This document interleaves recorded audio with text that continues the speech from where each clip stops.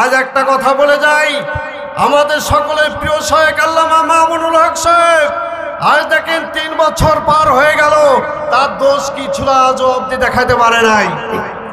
মিথ্যা সাক্ষী বানিয়ে বানিয়ে আদালতে পেশ করা হয়, মিথ্যা বানোয়ার সাক্ষী বানিয়ে নিয়ে তার কাছে পেশ করা হয়, আর তাকে এরকম ভাবে জেল হাজতে এরকম একের পর এক 3টি বছর পার করে দেওয়া হয়েছে।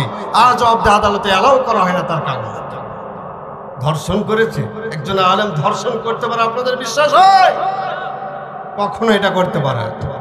মুসলমান মনে রাখবেন, এই 55,000 বর্গ মাইলের দেশ, টেকনাফ থেকে তেতুলিয়া, রূপসা থেকে পাটুরিয়া, এই 55,000 বর্গ মাইলের দেশে যদি আলেম ওলামাদের, কারাবন্দী আলেমদের মুক্তির দাবির জন্য আলেম ওলামা, বিশেষ করে আল্লামা মামুনুল হক সাহেব সহ যতগুলো কারাবন্দী আলেম আছে, আমরা নিঃশর্ত প্রথমত মুক্তি চাই। মুক্তি যদি না দেওয়া হয়, আগামী দিন এমন মিছিল হবে, এই 55,000 বর্গ মাইলে যদি এক ঝাঁক মিছিলের ডাক দেওয়া হয়, আপনারা কারা কারা প্রস্তুত আছেন এই মিছিলের সারিতে দাঁড়ানোর জন্য? তো হাত উঁচু করে দেখান। ইয়াউমা ইউহমা আলাইহা ফি নারি জাহান্নামা ফাতুকুয়া বিহা জিবাহুহুম ওয়া জুনুবুহুম ওয়া যুহুরুহুম হাদা মা কানাজতুম লিআনফুসিকুম ফাযুকু মা কুনতুম তাকনিজুন। দুনিয়ার মুসলমান, কাল কিয়ামতের দিন ভয়ঙ্কর দিন, হাসরের ময়দানের দিন। আল্লাহ পাক রব্বুল আলামিন বললেন, এই যে অর্থ করে জমা করে রেখেছিল মুসলমান,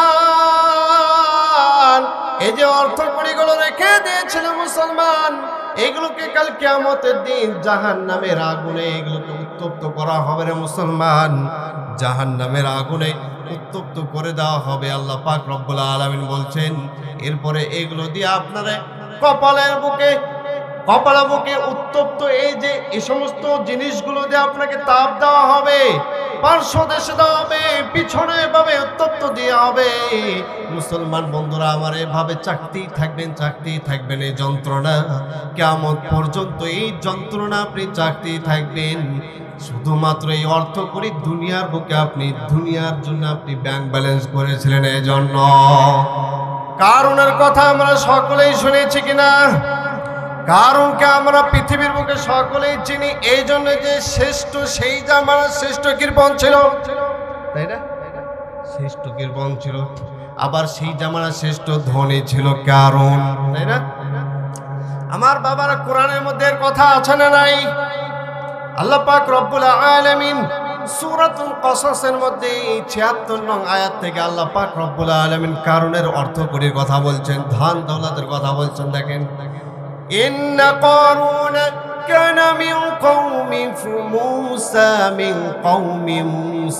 فبغى عليهم وآتيناه من الكنوز ما إن مفاتحه لتنوء بالعصبة أولي القوة। আল্লাহ পাক রব্বুল আলামিন বললেন, কারণ মুসা সম্প্রদায়ের অন্তর্ভুক্ত ছিল, কোন তাফসীরের মধ্যে আছে সে তার চাচাতো ভাই ছিল। এর কথা আল্লাহ পাক রব্বুল আলামিন বলছেন, ওয়া আতাইনাহু মিনাল কুনুজি মা ইন্না মাফাতিহাহু লাতানূউ বিল উসবাতি উলিল কুওয়া। অর্থাৎ আল্লাহ পাক রব্বুল আলামিন বলছেন, তাকে এত অর্থ করে দিয়েছিলাম, এত ধন দৌলত দিয়েছিলাম। আল্লাহ পাক রব্বুল আলামিন বলছেন, এতগুলো ধন দৌলত, ধন ভাণ্ডার দিয়েছিলাম, ধন ভাণ্ডার রাখার জন্য যে ঘরগুলো ছিল, ঘরের যে তালা চাবি ছিল, এই চাবিগুলো বহন করার জন্য এরকম অনেক বড় বড় ব্যক্তিবর্গ যারা বলবান ছিল, শক্তিধর ব্যক্তি, এই সমস্ত শক্তিধর ব্যক্তিদের আল্লাহ পাক রব্বুল আলামিন ঘোষণা দিয়ে জানিয়ে দিলেন, এই সমস্ত শক্তিধর বলবান ব্যক্তিদের প্রয়োজন পড়তো এই সমস্ত চাবিগুলো বহন করার জন্য।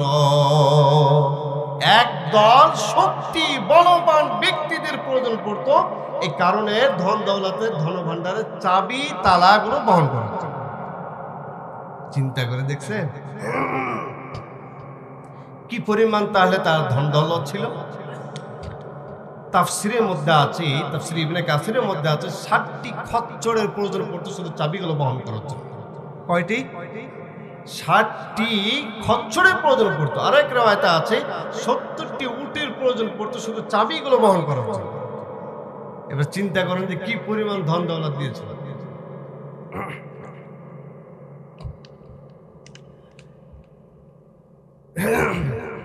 এখনো সেই জায়গাটি আছে। মিশরের রাজধানীর নাম কি? কায়রো, তাই না? এই মিশরের রাজধানী কায়রো থেকে প্রায় 172 থেকে 200 কিলোমিটার মতো, প্রায় 200ই ধরেন। কায়রো রাজধানী থেকে এই মিশরের ফাইউম এলাকা, কায়রো রাজধানী থেকে ফাইউম একটা এলাকার নাম। এই জায়গায় এই কারণের যে ধন দৌলত, যে অর্থকড়ি ছিল, জমি জায়গা ছিল, ওই জায়গাটাকে আল্লাহ তাআলা আজ অবধি কিয়ামত পর্যন্ত সেই জায়গাটা পরবর্তীদের জন্য নিদর্শন হিসাবে রেখে দিয়েছেন।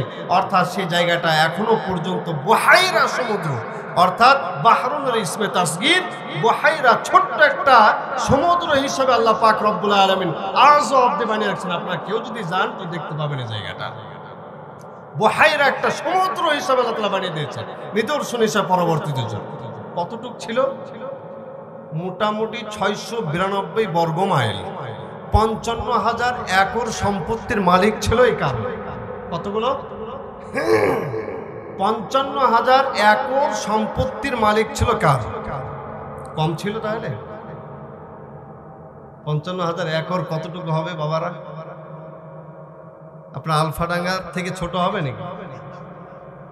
অনেক সম্পত্তি। আবার কতগুলো যে ধনভাণ্ডার ছিল সেটা আল্লাহ তাআলা ভালো জানেন।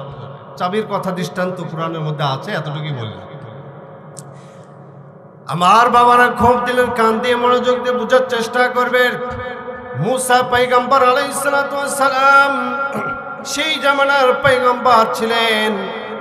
আর এই কারণকে যখনই দেখা মিলত তখনই মুসা পয়গম্বর আলাইহিস সালাতু ওয়াস সালাম তাওরাতের বিধান অনুযায়ী তার কাছে যাকাত আদায় করত। চাচাতো ভাই, আল্লাহর আল্লাহর রাস্তায় তুমি যাকাত দাও। কারণ বলতে আমি এত কষ্ট করে টাকা অর্থ অর্জন করেছি, ইনকাম করেছি, আর আমি আল্লাহ তাআলার রাস্তায় গরিব দুঃখীদের কাছে আমি দেওয়ার জন্য ইনকাম করেছি বুঝি। শ্রেষ্ঠ কৃপণ ছিল কারণ। আমার ভাইরা একটু দিলের কান দিয়ে মনোযোগ দিয়ে বুঝবে। একদিনের ঘটনা। কারণ বন্ধুদের এক মজলিসে ছিল। মুসা পয়গম্বর আলাইহিস সালাতু ওয়াস সালাম পাশ দিয়ে যাচ্ছিলেন, হঠাৎ দেখা হয়ে যায়। দেখা হয়ে যাওয়ার কারণে কারণকে বলল, চাচাতো ভাই তুমি যাকাত দাও। এই কথা বলার পরে কারণ আবারও বলল, না না না, অর্থ করে আমি অনেক কষ্ট করে জমা করেছি, এটা গরিব মিসকিনকে আল্লাহ তাআলার রাস্তায় দেওয়ার জন্য জমা করি নাই। এ কথা বলার পরে চলে যাই। বন্ধুদেরকে বলল, একটু পেস্টেজে লেগে গেছে, সেন্টিমেন্টে লেগে গেছে, বন্ধুদের সামনে আমার অপমান করলি।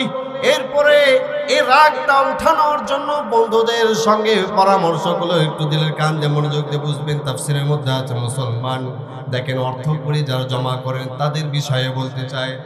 আমার বাবারা একটু মনোযোগ দিয়ে বুঝবেন।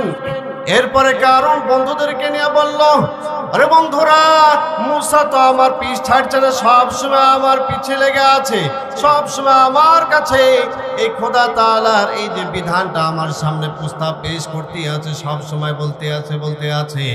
এই কথা বলার পরে বন্ধুরা বলল, এর মুখ বন্ধ করা যায় একটা উপায়ে, এর মুখ বন্ধ করা যাবে একটা উপায়ে।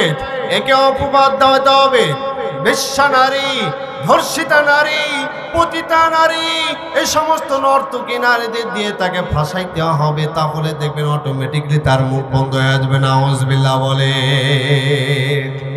আজও দেখবেন দুনিয়ার বুকে কারণ নামক কারণ মার্কা ব্যক্তিবর্গ মনে হয় না।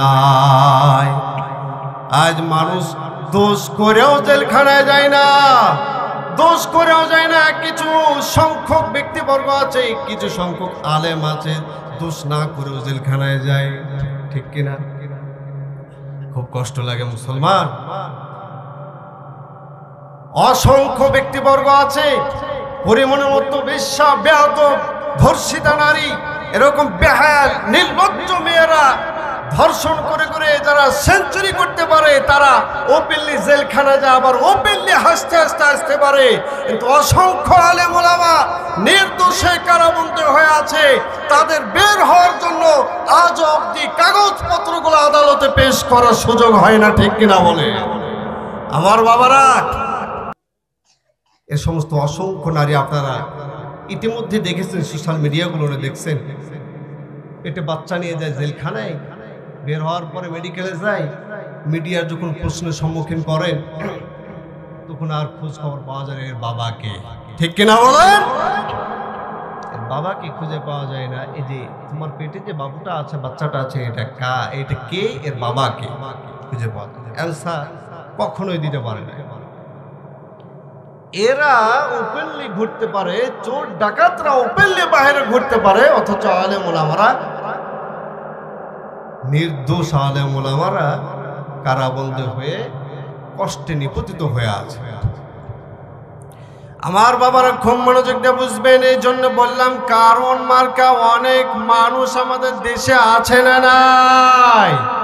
অনেক মানুষ আছে কারণ মার্কা, অনেক মানুষ আছে। কয়েক মিনিটের মধ্যে আমি শেষ করে দেব। মুসলমান বাবারা আমার একটু মনোযোগ দিয়ে বোঝার চেষ্টা করবেন, হয়তোবা 60টি বস্তু নিয়ে আলোচনা করার সুযোগ হবে না, এই বিষয়টা আমি উল্লেখ করতে চাই। চলে গেল ওদের পরামর্শ অনুযায়ী ওই দেশের সর্বশ্রেষ্ঠ, সবচেয়ে যারা পতিতার ব্যবসা করত, এর মধ্যে একজন ছিল সাবজা নামক এক বেহায়া নারী। এই সাবজা নামক এক বেহায়া নারী, এই বেহায়া নারীর কাছে চলে যায়, কারণ তার কাছে যাওয়ার পরে তার সাথে যে অকর্মা যে কাজগুলো আছে সে করল। এই কাজগুলো করার পরে মুসলমান বাবারা আমার তার কাছে 5 লক্ষ দিনার দিল, অ্যাডভান্স দিল যে তোমাকে 5 লক্ষ দিনার দিলাম, তবে একটা কাজ তোমাকে করতে হবে, যে কালকে আমাদের বড়দিন আছে, আমাদের মন্ত্রী সভাদের সকলের বৈঠক হবে। লিল্লাহে তাকবীর, লিল্লাহে তাকবীর। প্রধান বক্তার আগমন গোপালপুরবাসীর পক্ষ থেকে। আল্লাহ পাক রব্বুল আলামিন ভাইয়ের জবান থেকে আলোচনা শুনবেন। দু একটি কথা বলে আমি শেষ করছি। উনিও জার্নিং করে আসছেন, অনবরত সারা বাংলাদেশ সফর করেন, সারা বাংলাদেশ। কালকে দিনাজপুরে সফর করছে, ওই যে কোন দিকে দিনাজপুর, আবার ওদিক থেকে দৌড়াতে দৌড়াতে আপনাদের ডাকে আমার হাজিরা দিতে। এই জন্য বক্তাদের জ্বর সর্দি কাশি কিছুই নাই, বুঝতে পারলেন? এরা যদি কোনোভাবে যদি বলে যে আজকে যেতে পারবো না, অসুস্থ হয়ে গেছে, তাহলে তো ঝড় তুফান শুরু হয়ে যাবে, ঠিক কিনা? ওর মনে হয় জ্বর সর্দি কাশি কোনো কিছুই নাই, মেডিকেল হাসপাতাল কিছুই নাই। আমার ভাইয়েরা কি বললাম, এই নর্তকী নারী 5 লক্ষ দিনার দিল। 5 লক্ষ দিনার দেওয়ার পরে ইহুদিদের বড়দিনে সকলের অনুষ্ঠানে তাকে পেশ করা হলো, বলা হলো যে তুমি আগামীকালকের এই দিনে সবার সামনে মুসার বিপক্ষে সাক্ষী দিবা, মুসার বিপক্ষে সাক্ষী দিবা যে এই দিনের বেলায় দিনের তাওহীদের দাওয়াত দিয়ে বেড়ায়, আর রাত্রি বেলায় এভাবে হুজুরগিরি মোল্লাগিরি করে বেড়ায়, মানে বাহিরে ফিটফাট ভিতরে সদরঘাট। আমার ভাইয়েরা সংক্ষিপ্তভাবে 2-3 মিনিটের মধ্যে শেষ করছি। এরপরে পরের দিন অনুষ্ঠান শুরু হয়ে যায়। মুসা পয়গম্বর আলাইহিস সালাতু ওয়াস সালাম আসে সেই অনুষ্ঠানে। এরপরে যখন তাকে এভাবে চুক্তি করা হয়েছিল, মুসা পয়গম্বর আলাইহিস সালাতু ওয়াস সালাম যখন ভাষণ দিতে শুরু করবে, তখন সাবজা তুমি দাঁড়িয়ে যাবা, আমি ইশারা করব, সিগন্যাল দেব, সাথে সাথে দাঁড়িয়ে যাবা। তুমি দাঁড়িয়ে গিয়ে মুসার বিপক্ষে সমস্ত কথাগুলো যেগুলো আমি বানিয়ে বানিয়ে বললাম তুমি বলতে থাকবা। নাউজুবিল্লাহ বলেন। আমার বাবারা আলোচনা শুরু হয়ে যায়। এদিকে আল্লাহ পাক রব্বুল আলামিন তার ভিতরে ঈমানের নূর ঢেলে দিয়েছে। মুসলমান এত ইমানের নোট ঢেলে দিয়েছে, ভিতর ভিতর সে মুসার খোদার উপরে ইমান এনে ফেলেছে। বলে সুবহানাল্লাহ। আমার বাবারা, এই মহিলা মনে মনে চিন্তা করছে কার বিপক্ষে সাক্ষ্য দেওয়ার জন্য। কারণ আমাকে বলেছিল এরকম এত সুন্দর মানুষ আমি জিন্দেগিতে দেখি নাই, এত সুন্দর কথা আমি কখনো শুনি নাই।